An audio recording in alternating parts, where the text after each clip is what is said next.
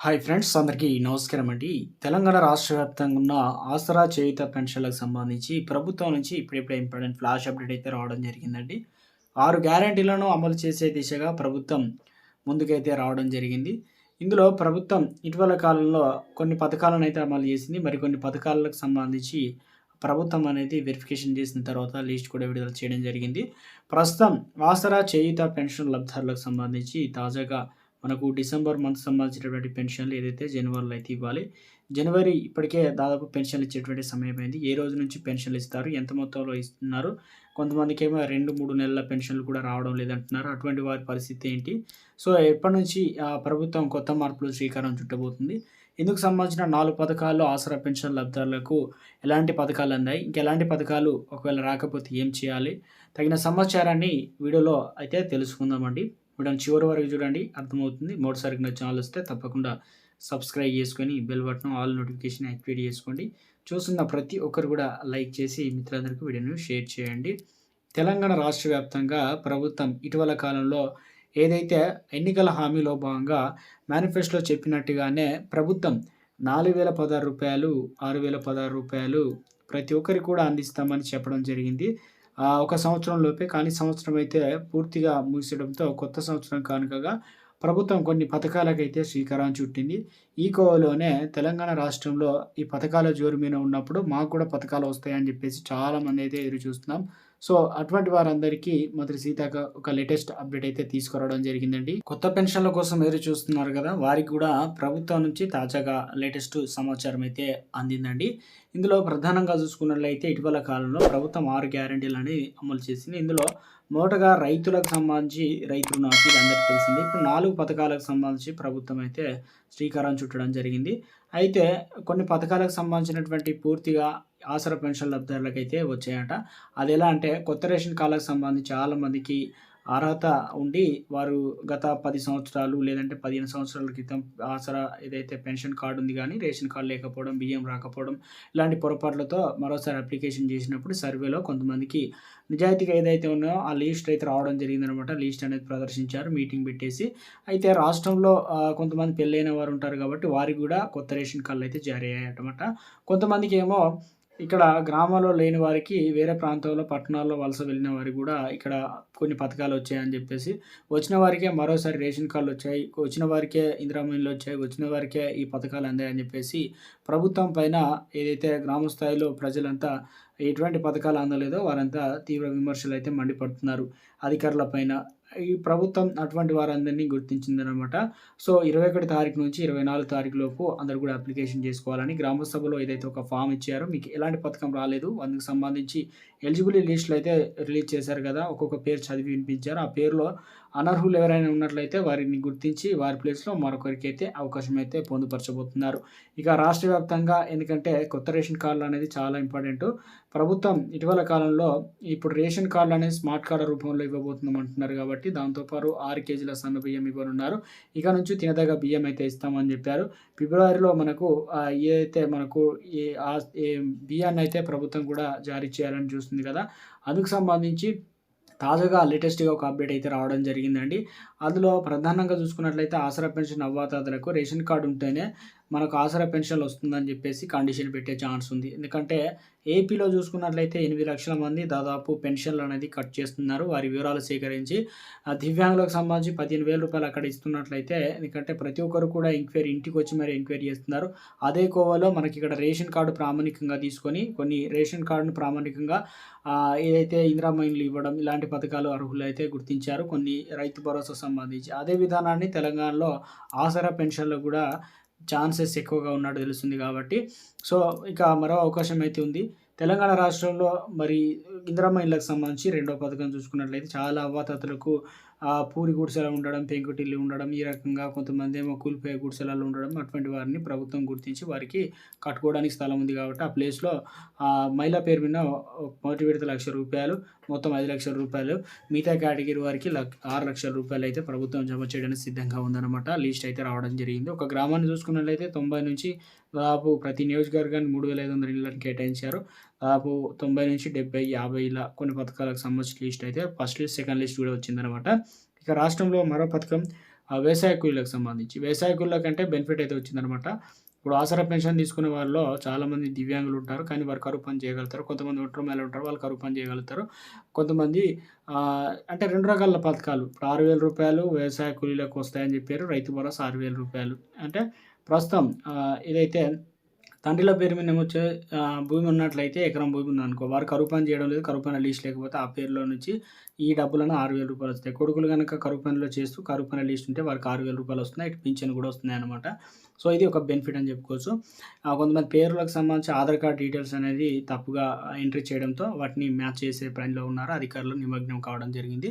మంత్రి సీతక్క అది కూడా బ్యాంక్ అకౌంట్‌లో ఇంట్లో ఎవరైతే కుటుంబ పెద్ద ఉంటారో వారి పేరు మీద అకౌంట్‌లో డబ్బులు జమ చేస్తారు. ఒక కుటుంబంలో నలుగురు ఉన్నట్లు అనుకో, మహిళ పేరు మీద అంటే ఇద్దరు మహిళలున్నా ఎవరి వయసు ఎక్కువ ఉంటే వారి అకౌంట్‌లో జమ చేస్తారు. ఒకవేళ కుటుంబంలో మహిళలే లేరనుకో, పెద్ద ఎవరైతే వారికి మాత్రం అకౌంట్‌లో డబ్బులనేది వ్యవసాయ కూలీలకు, ఆసరా పెన్షన్‌లకు ఏదైతే మనం తీసుకుంటామో బ్యాంక్ అకౌంట్‌లో అలా జమ చేస్తారు. ఇక మరొకటి తెలంగాణ రాష్ట్ర వ్యాప్తంగా రైతు భరోసా.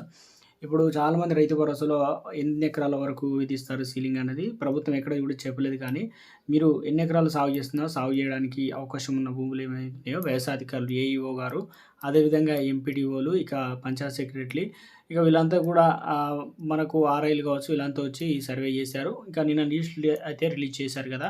లిస్ట్‌లో ప్రధానంగా చాలా మందికైతే అనర్హులైతే గుర్తించారు. సో, వారందరినీ తొలగించారనమాట. ఏమైనా అభ్యంతరం ఉంటే స్వీకరిస్తామని అప్లికేషన్‌లు కూడా తీసుకుంటున్నారు కాబట్టి రాష్ట్ర వ్యాప్తంగా కొత్త లిస్ట్‌లో కొన్ని మార్పులు ఉండే ఛాన్స్ ఉంది. సో, మొత్తం మీద అయితే ఆసరా పెన్షన్‌లకు సంబంధించి తీసుకున్నట్లయితే 4 పథకాలు. ఒకటి వచ్చేసి 2, 3, 4 ఇప్పుడు వ్యవసాయ కూలీలకు సంబంధించి ఈ పథకం, రైతు భరోసా, దాంతోపాటు ఇప్పుడొచ్చిన ఇందిరమ్మ ఇండ్లు, దాంతోపాటు కొత్త రేషన్ కార్డులు. కొంతమందికేమో రేషన్ కార్డ్ లేని వారికి రేషన్ కార్డ్ వచ్చింది. కొంతమందికేమో రైతు కూలీలో పరిగణించారు. రేషన్ కార్డ్ రాలేదు. కొంతమందికేమో రైతు బంధు డబ్బులు వస్తాయి కాబట్టి వాళ్ళు లిస్ట్ వచ్చారు. కొంతమందికేమో ఇది వచ్చింది. కొంతమందికేమో 3 వచ్చాయి ఒక్కసారి. కొంతమందికి ఒక్క పథకం కూడా రాలేదని చెప్తున్నారు. అయితే ఇలా ఆసరా పెన్షన్ లబ్ధిదారులంటే దాంతోపాటు తెలంగాణ రాష్ట్ర వ్యాప్తంగా ఇదైతే తెలంగాణలో హడావిడి అయితే మొదలైందనమాట. ఈ పథకాలకు సంబంధించి ప్రభుత్వం అనేది నిధులు ఎలా ఖర్చు చేస్తుంది ఏందనేది ఒక అప్డేట్ అయితే రావడం జరిగింది. ప్రతి నెల కూడా ఆసరా పెన్షన్లు అనేది 1000 కోట్ల వరకు ఖర్చు చేస్తున్నారు. ప్రభుత్వం అదనంగా మరొక 1,500 కోట్ల రూపాయలు ఖర్చు చేసే ఛాన్స్ ఉంది. ఇటీవల కాలంలో 45,000 కోట్ల రూపాయలని చెప్పారు కదా! అందుకు సంబంధించి ప్రతి నెల కూడా బడ్జెట్ అనేది 10,000 కోట్ల రూపాయలు ప్రతి నెల వివిధ ఆదాయ మార్గాల ద్వారా ప్రభుత్వం సమకూర్చుకుంటుందన్నమాట. ఈ నెలాఖరికి జనవరి 26 తారీఖున ఈ పథకాలకు సంబంధించిన కార్డులు, పథకాలు అవన్నీ అందిస్తారు. ఆసరా పెన్షన్ లబ్ధిదారులకు సంబంధించి చూసుకున్నట్లయితే వారికి కూడా ప్రయోజనం అందుతుంది. ఇందులో కొన్ని మార్పులైతే ఉండబోతున్నాయి. నెల 26 తారీఖు నుంచి మనకు ప్రభుత్వం ఏదైతే కార్డులు ఇస్తున్నారో ఆ కార్డుల రూపంలో కూడా కొత్తగా ఏదైతే ఆసరా పెన్షన్ కార్డులు ఇచ్చే ఛాన్స్ ఉన్నట్టు తెలుస్తుంది. దాంతోపాటు ఒకవేళ అది ఇవ్వకపోయినా గానీ ఆ రోజు రూ. 2,016 అదేవిధంగా రూ. 4,016 బడ్జెట్ ఒకవేళ పెరిగినట్లయితే అంశాల ఆధారంగా చూసుకొని ఈ నెల 28 తారీఖు వరకు పోస్ట్‌పోన్ చేసి 28 తారీఖు నుంచి ఆసరా పెన్షన్ రూ. 4,016 రూ. 6,016 అయితే అందించాలని ప్రభుత్వం అధికారుల నుంచి ఆదేశాలు కూడా అందినట్టు తెలుస్తుంది. సో, మొత్తం మీద అయితే కొన్ని సర్వే అయితే జరుగుతుందండి. ఫీల్డ్ వెరిఫికేషన్ జరుగుతుంది. కొన్ని ఆసరా పెన్షన్లు కూడా కట్ చేస్తున్నారు. అదెలా అంటే ప్రభుత్వం చెప్పింది కదా! ఆధార్ కార్డ్‌ను అప్డేట్ చేసుకొని వయసు లేకపోయినా వయసు ఎక్కించుకొని బీఆర్ఎస్ ప్రభుత్వంలో పెన్షన్ తీసుకున్నవారు. దాంతోపాటు ఇటీవల కాలంలో పూర్తి స్థాయిలో కూడా అందరూ కూడా ఏం చేశారట గవర్నమెంట్ ఎంప్లాయీస్ సంబంధించి రూ. 10,000 గవర్నమెంట్‌కి అదేవిధంగా రూ. 4,000 ఇలా అందుతున్నాయట. అటువంటి వారిని కూడా ప్రభుత్వం తీసేసింది. సో, మొత్తం మీద అయితే కొంత ప్రత్యేక సాఫ్ట్‌వేర్‌ని ఆధారంగా చేసుకొని ఏదైతే ఇందిరమ్మ ఇల్లు గుర్తింపు ఉందో అదే విధాన్ని ప్రభుత్వం కొనసాగిస్తుందన్నమాట. సో, మొత్తం మీద అయితే రాష్ట్ర వ్యాప్తంగా మరో అవకాశం అయితే ఉందండి. 24 తారీఖు వరకే అవకాశం. మీకు ఏ పథకం అందినా అందకపోయినా. కొంతమందేమో ఆసరా పెన్షన్‌లు కొన్ని గ్రామాల్లో అయితే గ్రామ సభలు 27% వరకు మాత్రమే నడిచినాయట. ఎందుకంటే ఫైనల్ లిస్ట్ అనేది రిలీజ్ చేసే టైంలో మీకు అర్హులైన వారిది కాదు అనవసరం పేరు లేని వారివి కూడా లిస్ట్ చెబుతున్నారు. ఇది గ్రామ సభ పెట్టొద్దు. మరోసారి లిస్ట్ అనేది ఎంక్వైరీ చేసి లిస్ట్ తయారు చేయాలని చెప్పడం జరిగింది. సో, రాష్ట్ర వ్యాప్తంగా ఇప్పటికే ప్రభుత్వం 30,000 కోట్ల రూపాయలు ప్రభుత్వం ప్రతి నెల 10,000 కోట్ల రూపాయలు ఇప్పటికే 400 ప్రభుత్వ భూములను గవర్నమెంట్ భూములను బ్యాంకుల దగ్గర తనఖా పెట్టి పైసలు తీసుకుంది కదా! అలాగే ఆసరా పెన్షన్ లబ్ధిదారులకు కూడా పైసలు కావాలి కాబట్టి ఈ నెల మనకు చాలా ఇంపార్టెంట్ 4 పథకాల్లో కొన్నింటిని ప్రారంభించి 3 పథకాలనైతే కొనసాగించాల్సి అయితే ఉంటుంది కాబట్టి ప్రభుత్వం అయితే మొత్తానికి బడ్జెట్ అయితే సిద్ధం చేసుకుంటుందన్నమాట. కొత్త లిస్ట్ సంబంధించి చూసుకున్నట్లయితే ఇటీవల కాలంలో ఏదైతే లిస్ట్ లాగా వచ్చిందో అదే లిస్ట్ లాగా గ్రామ స్థాయిలో కొత్త లిస్ట్ కూడా ప్రభుత్వం త్వరలోనే విడుదల చేయబోతుంది. అది కూడా ఎలక్షన్ కంటే ముందు. ఎలక్షన్‌లనేది మరొక 3 నెలల టైం పట్టే ఛాన్స్ ఉందంటున్నారు. కొన్ని వార్తా కథనాల ప్రకారం ఫిబ్రవరిలో ఎలక్షన్‌లు ఉంటే కంపల్సరీ మనకు ఫిబ్రవరి ఎండింగ్ వరకు కొత్త పెన్షన్‌లు కూడా రిలీజ్ చేసే ఛాన్స్ ఉంది. సో, మొత్తానికి తెలంగాణ రాష్ట్ర వ్యాప్తంగా 44 లక్షల మంది ఉన్నారు. కానీ ఇప్పుడు రాష్ట్రంలో 40 లక్షల కొత్త రేషన్ కార్డులు అయితే రాబోతున్నాయి. మొదటగా ఈ 4 పథకాలు కంప్లీట్ చేసిన తర్వాత సీరియల్‌గా ఆసరా పెన్షన్‌లు అయితే ఇవ్వడానికి అవకాశం ఎక్కువగా ఉన్నట్లు అప్డేట్ రావడం జరిగిందనమాట. సో, మొత్తం మీద అయితే మీరు పెన్షన్‌లనేది ప్రతి నెల 3 నెలల పెన్షన్ తీసుకోకపోతే కట్ చేస్తారు. దాంతో పాటు ఆంధ్రప్రదేశ్‌లో ఉన్నటువంటి వెసులుబాటును మరో 15 రోజుల్లో కల్పించాలని చూస్తున్నారు. ఏదైతే 1 తారీఖు నుంచి 10 తారీఖులోపు పెన్షన్ ఇవ్వాలని. ఎందుకంటే గతంలో ప్రభుత్వం అనేది మనకు 20 తారీఖు, 25 తారీఖు ఇలా ఇచ్చింది కదా! త్వరలోనే ఎలక్షన్ ఉన్న సమయంలో మనకి ఈ పెన్షన్‌లు అనేది ముందుకు జరిపి 1 తారీఖు నుంచి 10 తారీఖులు ఇవ్వాలని చూస్తున్నారు. ఇది ప్రస్తుతం కొన్ని పథకాలకు సంబంధించిన డాక్యుమెంట్‌లు వెరిఫికేషన్‌లో ఏమైనా పొరపాట్లుంటే సరి చేసుకోవచ్చు. దాంతో పాటు కొన్ని పథకాలు అందుతున్నాయి. కొన్ని పథకాలు అందకపోతే మళ్ళీ కూడా అప్లికేషన్ చేసుకోవచ్చు. ఇప్పుడు ప్రస్తుతానికి రాష్ట్రంలో ఆసరా పెన్షన్, చేయూత పెన్షన్‌లనేది మార్పు అయితే ఉండబోతుంది.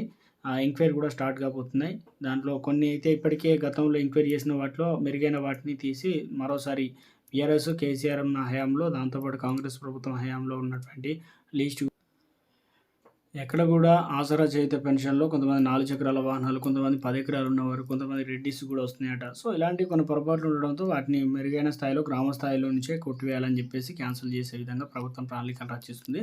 ఎవరైనా అనర్హులుగా గనక ప్రతి నెల పెన్షన్ తీసుకుంటే, ఎన్ని నెలలు తీసుకుంటే అన్ని నెలల పైసలు మళ్ళా ప్రభుత్వం వసూలు చేయాలని చూస్తుంది. సో, ఇది ప్రస్తుతం కొంతమందేమో వేలిముద్రలు పడక అవాతాతలు పంచాయత్ సెక్రటరీ వారికి అధికారం ఇవ్వడం జరిగింది. అంటే వారు పూర్తి స్థాయిలో ఏం చేశారంటే ఎక్కడైతే మంచానికి పరిమితమై ఉంటారో జబ్బొచ్చిన వారు కావచ్చు, వారికి నేరుగా వచ్చి పంచాయత్ సెక్రటరీ పైసలైతే అందిస్తారండి. కొత్త రూల్స్ ప్రకారం ఆదేశాలు గుడ్ న్యూస్ చెప్పడం జరిగింది. ఇది ప్రస్తుతం కొన్ని లేటెస్ట్‌గా ఉన్నటువంటి పెన్షన్‌లకు సంబంధించి రైతు భరోసా, వివిధ పథకాలకు సంబంధించిన సమాచారం.